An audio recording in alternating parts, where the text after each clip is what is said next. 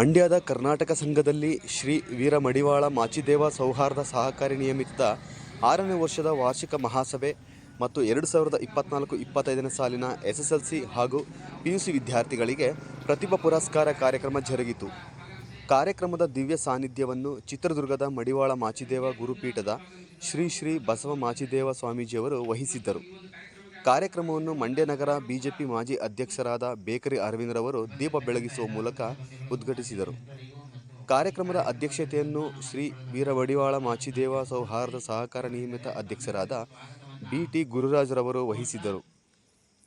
ಕಾರ್ಯಕ್ರಮದಲ್ಲಿ JDS ಮುಖಂಡರಾದ ಮಂಜುನಾಥ್, ಶ್ರೀ ವೀರ ಮಡಿವಾಳ ಮಾಚಿದೇವ ಸೌಹಾರ್ದ ಸಹಕಾರ ನಿಯಮಿತ ಮುಖ್ಯ ಕಾರ್ಯನಿರ್ವಹಣಾಧಿಕಾರಿಗಳಾದ ಆಸಾ HR, ಉಪಾಧ್ಯಕ್ಷರಾದ MN ಶ್ರೀನಿವಾಸ್, ನಿರ್ದೇಶಕರುಗಳಾದ ವೀಣಾಶಂಕರ್, ರಮೇಶ್ ಮಾಯಪ್ಪನಹಳ್ಳಿ, ಮಂಜುನಾಥ್ ಮರಳಗಾಲ, ಜಯಲಕ್ಷ್ಮಿ ಮಂಜುನಾಥ್, ಸತೀಶ್ ಪ್ರೇಮ್, DP ರಾಜು, ರವಿ ಕೋಟಗಳ್ಳಿ, ಕಾಳಿರಯ್ಯ, ಈರಯ್ಯ, ಶಂಕರ್, ನರಸಿಂಹಯ್ಯ ಸೇರಿದಂತೆ ಇತರರು ಹಾಜರಿದ್ದರು.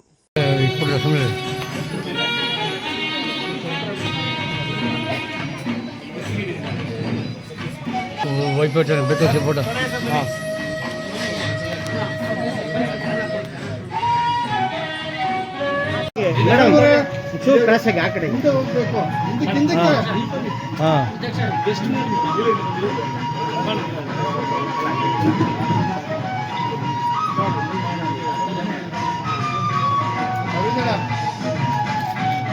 ಆಕೆ ಆಕೆ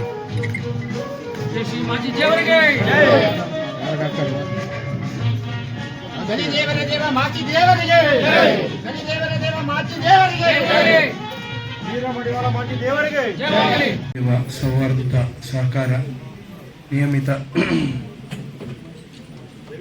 ಇವರ ಸಂಘ ಸಂಸ್ಥೆ ಉದ್ಘಾಟನೆಗೊಂಡು 6 ವರ್ಷದ ವಾರ್ಷಿಕ ಮಹಾಸಭೆಯಲ್ಲಿ ಆಚರಣರಾಗಿರತಕ್ಕಂಥ ಶ್ರೀ ಬಸವ ಮಾಚಿದೇವ ಸ್ವಾಮೀಜಿಯವರ ಪಾದಾರವಿಂದಗಳಿಗೆ ನಮಸ್ಕರಿಸುತ್ತಾ, ಸ್ನೇಹಿತರಾದ ಗುರುರಾಜ್ರವರೇ, ಮಂಜೂರವರೇ, ಮತ್ತೆಲ್ಲ ಸಂಘದ ಸದಸ್ಯರೇ, ಅದರಲ್ಲೂ ಮುಖ್ಯವಾಗಿ ವಿದ್ಯಾರ್ಥಿಗಳು ಇವತ್ತೇನು ಸನ್ಮಾನಕ್ಕೆ ಭಾಜನರಾಗಿದ್ದಾರೆ, ನಿಮ್ಮ ಸಮುದಾಯದ ಮಕ್ಕಳನ್ನು ಗುರುತಿಸುವಂಥ ಕಾರ್ಯಕ್ರಮ. ಈ ಒಂದು ಕಾರ್ಯಕ್ರಮದಲ್ಲಿ ಆಸೀನರಾಗಿರತಕ್ಕಂಥ ಎಲ್ಲ ಹರ್ಯರಿಗೆ ಅಭಿನಂದನೆ ಏನು ತಗೊಳ್ತಾ ಇದ್ದೀರಿ. ಅವರು ಇನ್ನಷ್ಟು ಎತ್ತರಕ್ಕೆ ಬೆಳೆದು ನಿಮ್ಮ ಸಮುದಾಯವನ್ನು ಸಮಾಜ ಗುರುತಿಸುವ ಮಟ್ಟದಲ್ಲಿ ಇನ್ನಷ್ಟು ದೊಡ್ಡ ಮಟ್ಟ ಗುರುತಿಸುವಂತ ಏನು ಬೇಕಾಗಿಲ್ಲ, ಇನ್ನು ದೊಡ್ಡ ಮಟ್ಟದಲ್ಲಿ ನಿಮ್ಗೆ ಅವಕಾಶಗಳು ಒದಗಿ ಬರಲಿ ಅಂತ ಈ ಸಂದರ್ಭದಲ್ಲಿ ಹೇಳ್ತಾ, ಒಂದು ಯಾವುದೇ ಸಂಘ ಸಂಸ್ಥೆ ಸುದೀರ್ಘ 6 ವರ್ಷ ಮಾಡ್ಕೊಂಡು ಬರ್ತದೆ ಅಂದರೆ ಅದರಲ್ಲಿ ಬಹಳಷ್ಟು ಸಮಸ್ಯೆಗಳಿರುತ್ತೆ, ನ್ಯೂನತೆಗಳಿರುತ್ತೆ, ವ್ಯತ್ಯಾಸಗಳಿರುತ್ತೆ. ಅವನ್ನೆಲ್ಲ ಸರಿದೂಗಿಸ್ಕೊಂಡು ಒಂದು ಮಟ್ಟಕ್ಕೆ ತೆಗೆದುಕೊಂಡು ಹೋಗೋದು ಒಂದು ದೊಡ್ಡ ಸಾಧನೆ ಆಗ್ತದೆ. ಒಂದು ಸಮುದಾಯ ಅಂತ ಬಂದಾಗ ನಾನು ಹೆಚ್ಚು ನೀವು ಹೆಚ್ಚು ಅನ್ನೋದು ಇರಬಾರ್ದು. ಎಲ್ಲವನ್ನು ಮರೆತು ಎಲ್ಲರೂ ನಾವು ಒಂದೇ ಅನ್ನೋ ಒಂದು ಮನೋಭಾವನೆ ಇಟ್ಕೊಂಡು ಹೊರಟ್ರೆ ಮಾತ್ರ ಆ ಸಮುದಾಯಗಳು, ಆ ಸಂಸ್ಥೆಗಳು ಜೀವಂತ ಉಳಿಲಿಕ್ಕೆ ಸಾಧ್ಯ. ಸ್ವಾರ್ಥ ಅನ್ನೋಕ್ಕಿಂತ ಸಂಘ ಸಂಸ್ಥೆ ಅಂತ ಬಂದಾಗ ಸಮುದಾಯದ ಒಗ್ಗಟ್ಟಿನ ಪ್ರದರ್ಶನ ಇದ್ದಾಗ ಮಾತ್ರ ಆ ಸಂಸ್ಥೆ ಅತ್ಯಂತ ಎತ್ತರಕ್ಕೆ ಬೆಳೀಲಿಕ್ಕೆ ಸಾಧ್ಯ. ಸಣ್ಣ ಪುಟ್ಟ ಲೋಪಗಳಿದ್ದೇ ಇರ್ತವೆ, ಯಾವುದೂ ಶಾಶ್ವತ ಅಲ್ಲ, ಮನುಷ್ಯನೇ ಶಾಶ್ವತ ಅಲ್ಲ. ಹಾಗಾಗಿ ಇನ್ನು ವ್ಯತ್ಯಾಸಗಳು ಅದರಲ್ಲೂ ಸಂಘ ಸಂಸ್ಥೆ ಅಂತ ಬಂದಾಗ ಅದು ತುಂಬ ದೊಡ್ಡದಿರ್ತದೆ. ಅವಾಗ ಸ್ವಲ್ಪ ಬಾಗಬೇಕಾಗತ್ತೆ. ಅನಿವಾರ್ಯ ಸ್ಥಿತಿಯಲ್ಲಿ ಕೆಲವೊಂದು ತಪ್ಪುಗಳಾದರೂ ಕೂಡ ಸಹಿಸಿಕೊಂಡು ಮುನ್ನಡೆಯಬೇಕಾಗ್ತದೆ. ಹಂಗಾದಾಗ ಮಾತ್ರ ಆ ಸಂಘ ಸಂಸ್ಥೆಗಳು ಅತ್ಯಂತ ಎತ್ತರಕ್ಕೆ ಬೆಳೀಲಿಕ್ಕೆ ಸಾಧ್ಯ. ಯಾಕಂದರೆ ಕೆಲವೊಂದು ಸಮಾಜ ಅಥವಾ ಸಮುದಾಯ ಭಾಳಷ್ಟು ಹಿಂದೆನೇ ಆಗ್ಬಿಡ್ತವೆ. ಅವನ ಪ್ರಯತ್ನದಲ್ಲಿ ಸಂಸ್ಥೆ ಕಟ್ಟುವುದೇ ಭಾಳ ದೊಡ್ಡ ಕಷ್ಟ. ಅಂಥದ್ರಲ್ಲಿ ಎಲ್ಲರೂ ಒಟ್ಟಿಗೆ ಹೆಗಲಿಗೆ ಕೊಟ್ಟು ಪ್ರತಿಯೊಬ್ಬರು ಸಹಕಾರಿಯಾಗಿ ಮನೋಭಾವನೆಯಲ್ಲಿ ಹೊರಟಾಗ ಮಾತ್ರ ಆ ಒಂದು ಸಂಘ ಸಂಸ್ಥೆ ಎತ್ತರಕ್ಕೆ ಬೆಳೀಲಿಕ್ಕೆ ಸಾಧ್ಯ. ನಿಮ್ದೇನು ಕಮ್ಮಿ ಅಲ್ಲ, 6 ವರ್ಷ ಅಂದರೆ ದೊಡ್ಡ ಸಾಧನೆ. ಇನ್ನಷ್ಟು ಸಿಲ್ವರ್ ಜೂಬ್ಲಿ, ಗೋಲ್ಡನ್ ಜೂಬ್ಲಿಗಳಾಗಲಿ, ಅಲ್ಲಿ ಯಾವುದೇ ವ್ಯತ್ಯಾಸಗಳಿಲ್ಲದೆ ಸಂಘ ಸಂಸ್ಥೆ ಇನ್ನಷ್ಟು ಮುನ್ನಡೆಯಲಿ. ಇನ್ನಷ್ಟು ಪ್ರತಿಭಾವಂತ ವಿದ್ಯಾರ್ಥಿಗಳು ನಿಮ್ಮ ಸಮುದಾಯದಲ್ಲಿ ಗುರುತಿಸಿ ಅವ್ರನ್ನ ಮೇಲೆತ್ತುವಂಥದ್ದು, ಅವರಿಗೆ ಪ್ರೋತ್ಸಾಹ ಕೊಡುವಂಥದ್ದು, ಈ ಕಾಂಪಿಟೇಟಿವ್ ಎಕ್ಸಾಮ್ಗಳಿಗೆ ಮತ್ತು ಕಲ್ಚರಲ್ ಆ್ಯಕ್ಟಿವಿಟೀಸ್ಗೆ, ಕ್ರೀಡೆಗಳಿಗೆ ಈ ಥರ ಒತ್ತಾಸೆಯಾಗಿ ನಿಮ್ಮ ಸಮುದಾಯದ ಒಟ್ಟಿಗೆ ನಿಂತಾಗ ಅವ್ರಿಗೂ ಅಂತ ಒತ್ತಾಸೆ ಆಗ್ತದೆ, ಅವ್ರಿಗೆ ಬೆಳಗಲಿಕ್ಕೆ ಪೂರಕ ಆಗ್ತದೆ ಅಂತ ಹೇಳ್ತಾ ಮತ್ತೊಮ್ಮೆ ಸ್ವಾಮೀಜಿಗಳಿಗೆ ಪಾದವಂತಿಕೆ. ಯಾಕೆಂದರೆ ಇವತ್ತು ನಮ್ಮಲ್ಲಿ ಜಾಗೃತಿ ಆಗಿಲ್ಲ ಅನ್ನೋ ಒಂದೇ ಒಂದು ಕಾರಣದಿಂದ ಇವತ್ತು ಸ್ವಾಮೀಜಿಯವರು ಅವ್ರಿಗೇನು ಕೆಲಸ ಕಾರ್ಯ ಇಲ್ಲ ಬಂದು 30 ಜಿಲ್ಲೆಯನ್ನ ತಿರುಗ್ತಾ ಇದ್ದಾರೆ ಅಂತಂದ್ರೆ ಅರ್ಥ ಮಾಡ್ಕೊಳ್ಬೇಕು. ಯಾಕೆಂದ್ರೆ ನಮ್ಮ ಸಮಾಜದಲ್ಲಿ ಜಾಗೃತರಾಗಿಲ್ಲ ಅನ್ನೋದೇ ಕಾರಣ. ಸಮಾಜದ ಮುಖಂಡರಿರ್ಬೋದು, ಇನ್ನೊಬ್ರು ರಾಜಕಾರಣಿಗಳಿರ್ಬೋದು, ನಮ್ಮನ್ನು ಯಾಕೆ ಗುರುತಿಸ್ತಾ ಇಲ್ಲ ಅಂದ್ರೆ ಸಂಘಟನಾ ಇಚ್ಛಾ ಕೊರತೆ ಎದ್ದು ಕಾಣಿಸ್ತಾ ಇದೆ. ಅದನ್ನ ಬಲಪಡಿಸುವ ರೀತಿಯಲ್ಲಿ ಸ್ವಾಮೀಜಿಗಳು ಹಗಲು ರಾತ್ರಿ ಅಂದೇ ದಿನ 30 ದಿವಸನೂ ಕೂಡ ಒಂದೊಂದು ಜಿಲ್ಲೆಯಲ್ಲಿ ಹೋಗಿ ಜಾಗೃತಿಗೊಳಿಸ್ತಾ ಇದ್ದಾರೆ. ಅದನ್ನ ಪ್ರತಿಯೊಬ್ಬ ಸಮಾಜದ ಬಂಧುಗಳು ಅರ್ಥ ಮಾಡ್ಕೊಳ್ಬೇಕು. ತಮ್ಮ ಸ್ವಾರ್ಥಕ್ಕೆ ಸಮಾಜವನ್ನ ಬಲಿ ಕೊಡೋದಾಗ್ಲಿ, ತಮ್ಮ ಸ್ವಂತಕ್ಕೆ ಸಮಾಜವನ್ನ ದುರ್ಬಳಕೆ ಮಾಡ್ಕೊಳ್ಳೋದಾಗ್ಲಿ ಅಲ್ಲ. ಸ್ವಾಮೀಜಿಯವರಿಗೆ ದೇವರು ಎಲ್ಲರ ಆಶೀರ್ವಾದ ಇನ್ನೂ ಹೆಚ್ಚು ಕೊಡ್ಲಿ. ಇನ್ನೂ ಹತ್ತಾರು ಕಾರ್ಯಕ್ರಮಗಳನ್ನು ಅವರು ಮಾಡಲಿ. ಸಮಾಜದ ಕೊಡುಗೆ ಅವರಿಂದ ತುಂಬಾ ಇದೆ. ಯಾಕೆಂದ್ರೆ ಇವತ್ತು ರಾಜಕಾರಣಿಗಳು ಎಲ್ಲಾ ರೀತಿಯಲ್ಲೂ, ನಾನು ಯಾರಿಗೂ ರಾಜಕೀಯ ಭಾಷಣ ಮಾಡ್ಲಿಕ್ಕೆ ಬಂದಿಲ್ಲ.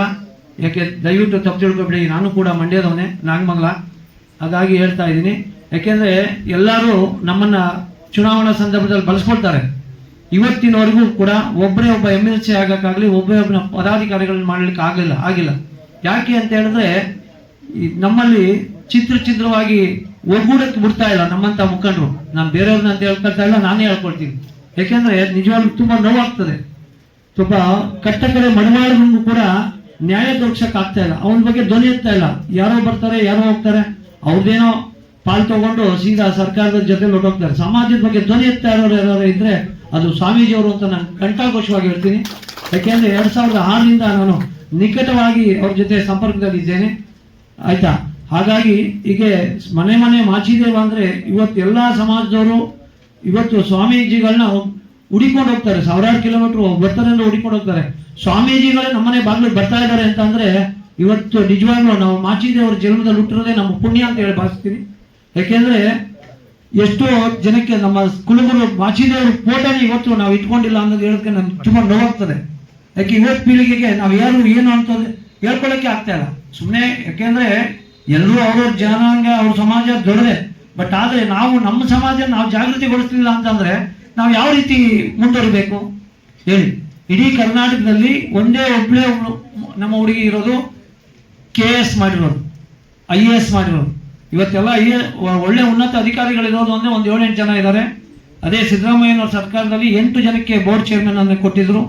ಅವಾಗಲೂ ಕೂಡ ನಿಮ್ಗೆ MLC ಮಾಡ್ತೀವಿ ಅಂತೇಳಿ ನಾನು BJP ಇರ್ಬೋದು, ಕಾಂಗ್ರೆಸ್ ಇರ್ಬೋದು, JDS ಎಲ್ಲರೂ ಸಮಾಜಕ್ಕೆ ಮೋಸ ಮಾಡಿದ್ದಾರೆ. ನಾನಿಲ್ಲ, ಅದಕ್ಕೆ ಕಾರಣ ನಾವೇ ಅಂತ ಹೇಳ್ಕೊಳಕ್ ನಾನು ಇಷ್ಟಪಡ್ತೀನಿ.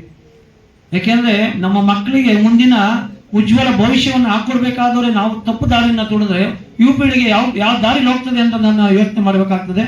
ಇವತ್ತು ಸ್ವಾಮೀಜಿಯವರು ಹಗಲು ರಾತ್ರಿಯಿಂದ ದುಡಿತಾ ಮಾಚಿದೇವ ಕಾರ್ಯಕ್ರಮ. ಶ್ರಾವಣ ಮಾಸ ಅಂತಂದ್ರೆ ಒಂದು ವಿಶೇಷವಾಗಿರುವಂತಹ ಮಾಸ, ಒಂದು ತಿಂಗಳು. ಬಹುಶಃ ನಮ್ಮೆಲ್ಲರ ಸಂಸ್ಕೃತಿಗಳು, ನಮ್ಮೆಲ್ಲರ ಸಂಸ್ಕಾರಗಳು, ನಮ್ಮೆಲ್ಲರ ಧಾರ್ಮಿಕತೆಯ ನಡೆನುಡಿಗಳು ಈ ತಿಂಗಳುಗಳಲ್ಲಿ, ಈ ಮಾಸದಲ್ಲಿ ಅತ್ಯಂತ ಶುಭ್ರವಾಗಿ ಇರ್ತವೆ ಅಂತಕ್ಕಂಥದ್ದು. ಬಹುಶಃ ಈ ಕಾರ್ಯಕ್ರಮವನ್ನ 14 ವರ್ಷಗಳಿಂದ ಪ್ರಾರಂಭ ಹಿಂದಿನಿಂದ ಕೂಡ ನಡ್ಕೊಂಡು ಬಂದಿರುವಂಥದ್ದು. ಯಾಕೆ ಮನೆಗೆ ಮಾಚಿದೇವ ಕಾರ್ಯಕ್ರಮ ಬೇಕು ಇವತ್ತು ಸಮುದಾಯಕ್ಕೆ ಅಂತಂದ್ರೆ, ಬಹಳ ಮುಖ್ಯವಾಗಿ ಬೇಕಾಗಿರುವಂಥದ್ದು ಯಾವುದಕ್ಕೆ ಅಂತಂದ್ರೆ, ನಮ್ಮ ಸಮುದಾಯ ಜಾಗೃತಿಯಲ್ಲಿ ಸ್ವಲ್ಪ ಕೊರತೆ ಇದೆ, ಸಂಘಟನೆಯಲ್ಲಿ ಸ್ವಲ್ಪ ಕೊರತೆ ಇದೆ, ಸಾಮಾಜಿಕವಾಗಿರುವಂತಹ ವ್ಯವಸ್ಥೆಗಳಲ್ಲಿ ಸ್ವಲ್ಪ ಏನು ಕೊರತೆ ಇದೆ, ಆರ್ಥಿಕವಾಗಿರುವಂತಹ ಮಟ್ಟ ಎಲ್ಲಿ ಮಟ್ಟ ಇದೆ ಅಂತಂದ್ರೆ ನಾವ್ಯಾರು ಬರ್ಕೊಂಡ್ರಾಗಿಲ್ಲ, ಸ್ವಲ್ಪ ಕೊರತೆ ಇದೆ.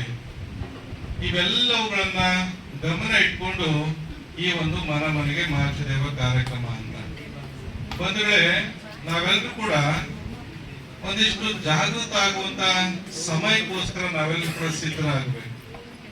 ಯಾಕೆ ತಯಾರಾಗಬೇಕು, ಸಿದ್ಧರಾಗಬೇಕು ಅಂತಂದ್ರೆ, ನಮ್ಮ ಮುಂದಿನ ಪೀಳಿಗೆ ಏನಿದೆಯಲ್ಲ, ಮುಂದಿನ ಭವಿಷ್ಯ. ಇವತ್ತೆಲ್ಲ ನಾವು ಪ್ರತಿಭಾ ಪುರಸ್ಕಾರಗಳನ್ನ ಮಾಡ್ತೀವಿ, ಅಥವಾ ಪ್ರತಿಭಾ ಪುರಸ್ಕಾರಕ್ಕೆ ಪಾಲ್ದಾರಾಗುವಂತ ಇನ್ನೂ ಚಿಕ್ಕ ಮಕ್ಕಳು ಇದ್ದಾರೆ, ಮುಂದಿನ ಪೀಳಿಗೆ, ನಿಮ್ಮ ಮಕ್ಕಳು ಮೊಮ್ಮಕ್ಕಳು. ಅವರ ಭವಿಷ್ಯವನ್ನ ನಾವು ನೀವೆಲ್ಲ ಸೇರಿ ನಿರ್ಮಾಣ ಮಾಡುವಂತ ಹಂತಕ್ಕೆ ನಾವೆಲ್ಲರೂ ಕೂಡ ಭಾಗಿಗಳಾಗಬೇಕು. ನಾವೆಲ್ಲ ಇವತ್ತಿನ ತೀರ್ಮಾನಗಳಲ್ಲಿ ಏನ್ ಮಾಡ್ತಾ ಇದೀವಿ ಅಂತಂದ್ರೆ, ಅವರ ಬದುಕುಗಳನ್ನ, ಅವರ ಭವಿಷ್ಯಗಳನ್ನ ನಿರ್ಮಾಣ ಮಾಡೋದಲ್ಲ, ನಿರ್ನಾಮ ಮಾಡುವಂತ ಕೆಲಸಗಳನ್ನ ಇವತ್ತು ನಾವು ಮಾಡ್ತಾ ಇದ್ದೀವಿ. ಹೆಂಗ್ರಿ ಸ್ವಾಮಿಗಳೇ ವಿಲಾಪ ಮಾಡುವಂತ ಕೆಲಸ ಹೇಗೆ ಅಂತ ಕೇಳಿದ್ರೆ ಬಹುಶಃ ಪೂರಕವಾಗಿ ನಾವ್ಯಾರು ಕೂಡ ಇವತ್ತು ಸುಮಾರು 40-45 ವರ್ಷಗಳಿಂದ ನಮ್ಮ ಹಿರಿಯರು, ಪೂರ್ವಜರು, ಹಿಂದರು ನಮ್ಮನ್ನೆಲ್ಲ ಬೆಳೆಸ್ಕೊಂತ ಬಂದ್ರು. ಇವತ್ತು ಕೂಡ ನಮ್ಮನ್ನೆಲ್ಲ ಬೆಳೆಸ್ಕೊಂಡ್ ಬಂದ ಯಾವಾದ್ರ ಮೇಲೆ ಅಂತಂದ್ರೆ ಬಟ್ಟೆಗಳನ್ನ ತೊಳೆದು, ಬಟ್ಟೆಗಳನ್ನ ಮಡಿ ಮಾಡಿ, ಐರನ್ ಮಾಡಿ ಅಥವಾ ಕೂಲಿ ನಾಲಿ ಮಾಡಿಕೊಂಡು ಒಂದಿಷ್ಟು ಕೆರೆ ಕಟ್ಟೆಗಳಿಗೆ ಹೋಗಿ, ಗದ್ದೆಗಳಿಗೆ ಹೋಗಿ ಒಂದಿಷ್ಟು ಜೀವನವನ್ನ ಕಟ್ಕೊಳ್ಳುವಂತ ಸಂದರ್ಭವನ್ನ ಇವತ್ತು ಇಂದಿನ ಹಿರಿಯರು ನಮ್ಗೆಲ್ಲ ಮಾಡ್ಕೊಂತ ಬಂದಿರೋದು. ಆ ದಿನಮಾನಗಳನ್ನ ನೆನೆಸ್ಕೊಂಡ್ರೆ ಬಹುಶಃ ನಾವು ನಿಮಗೆ ದುಡಿದು ಸಾಕಿ ದೊಡ್ಡವ್ರು ಮಾಡಿದ್ದೆ ದೊಡ್ಡಪ್ಪ ಅನ್ನುವಂತ ಮಟ್ಟಕ್ಕೆ ಇಂದಿನ ಹಿರಿಯರು ಇವತ್ತು ಹೇಳುವಂತದ್ದು ಅಂತ. ಆಗಿನ ಸಂದರ್ಭದಲ್ಲಿ ಆರ್ಥಿಕವಾಗಿ ಯಾರು ಕೂಡ ಸಬಲರಿರಲಿಲ್ಲ, ಆರ್ಥಿಕವಾಗಿ ಯಾರು ಕೂಡ ಸಬಲರಿರಲಿಲ್ಲ. ಎಲ್ಲ ಇನ್ನೊಬ್ರು ಮನೆಗೆ ವರ್ಷ ಪೂರ್ತಿ ಜೀತಿಕ್ಕಿರೋದಿಲ್ಲ ಅನ್ನೋದಷ್ಟೇನೆ ವರ್ಷ ಪೂರ್ತಿ ಬಟ್ಟೆಗಳನ್ನು ತೊಳಿತಾ ಇದ್ರು. ಆ ಊರಿನ ಹಿರಿಕರಾಗ್ಲಿ, ಗೌಡ್ರಾಗ್ಲಿ ಅಥವಾ ಚೆನ್ನಾಗಿರುವಂತವ್ರ ಮನೆಗಳ ಬಟ್ಟೆಗಳನ್ನು ತೊಳೆಯುವಂತ ವರ್ಷ ಪೂರ್ತಿ ಯಾವಾಗ ಅವರಿಗೆ ಹಣವನ್ನ ಕೊಡ್ತಾ ಇದ್ರು ಅಂತಂದ್ರೆ ಹಣ ಇಲ್ಲ, ಅವು ಕಾಳು ಕಡಿಗಳು ಅಷ್ಟೇನೆ. ಅವರ ಹೊಲದಲ್ಲಿ ಬೆಳೆದಂತ ಕಾಳು ಕಡಿಗಳು ಮತ್ತು ಕಾಯಿಗಳು ಇತ್ಯಾದಿ ಬೆಳೆದ ಪದಾರ್ಥಗಳನ್ನೇ ಕೊಡ್ತಾ ಇದ್ರು ಹೊರತು ಹಣವನ್ನ ಎಲ್ಲೂ ಕೂಡ ಕೊಡ್ತಾ ಇರ್ಲಿಲ್ಲ. ಇಸ್ಕೊಂಡಿದ್ರೆ ಯಾರಾದ್ರೂ ಇಲ್ಲ.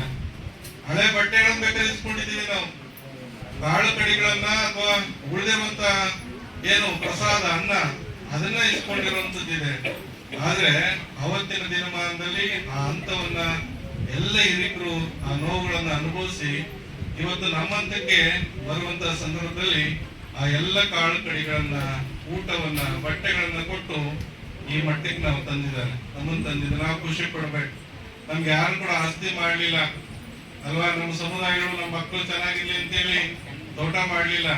ಮತ್ತೆ ಹೆಂಗಪ್ಪ ಬದುಕುವುದು ನಾವು ಕೂಡ ಅಲ್ವಾ. ನಾವೆಲ್ಲ ಇವತ್ತು ನಮ್ಮ ಶ್ರಮದ ಮೇಲೆ ಇವತ್ತು ನಾವು ಬದುಕಿರುವಂತವ್ರು. ಹಾಗಿದ್ರೆ ಸಬ್ಸ್ಕ್ರೈಬ್ ಬಟನ್ ಮೇಲೆ ಕ್ಲಿಕ್ ಮಾಡಿ ಹಾಗೂ ನಮ್ಮ ಹೊಸ ವಿಡಿಯೋಸ್ ಅಪ್ಲೋಡ್ಗೋಸ್ಕರ ಪಕ್ಕದಲ್ಲಿ ಕಾಣುವ ಬೆಲ್ ಬಟನ್ ನಮ್ಮೆಲ್ಲ ವಿಡಿಯೋಗಳನ್ನ ಲೈಕ್ ಮಾಡಿ, ಶೇರ್ ಮಾಡಿ ಹಾಗೂ ಕಮೆಂಟ್ ಮಾಡಿ.